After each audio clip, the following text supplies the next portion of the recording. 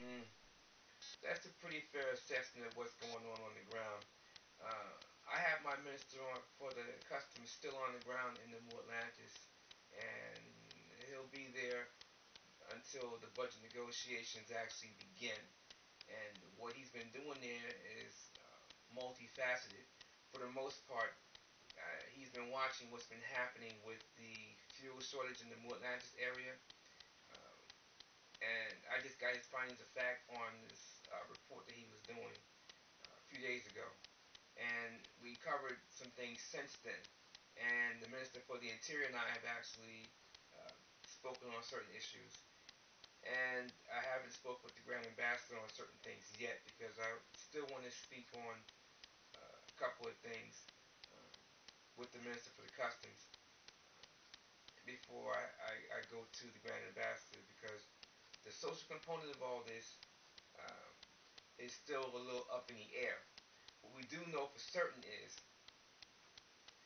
that the independent retailers of gasoline, they're the ones who are feeling the crunch the hardest. Those who are chain retailers, uh, they can actually afford the rates that's being charged, if you would, for deliveries of fuel more so than the independent can, the quote unquote mom and pop fuel stations. And so you're going to begin to see the effects of this show up in the foreign venues economy and other economies around the globe, including ours, as a matter of fact. After a while of not having access to fuel, things begin to slow down.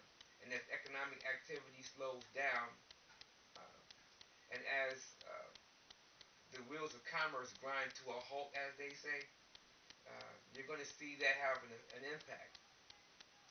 When you're talking about having folks who are doing farming, agriculture-based economies like the Amexem-Moor-Empire has, we're not immune to that type of thing. You're going to require fuel for a wide variety of sources. Um,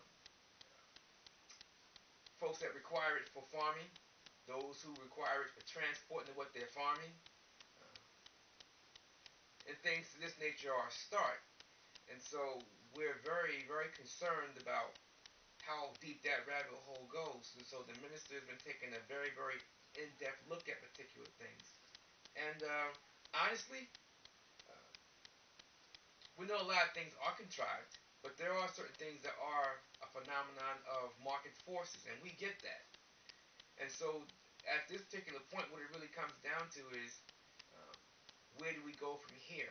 And the best course of action is taken with the best source of information. So the Minister for the Customs is actually on the ground watching and seeing where things are going, what type of impact it's having on the various business sectors in that particular area. So that snapshot will give us an idea of what we could expect to occur, as well as extrapolate other things from it and see where things could go in a much worse scale.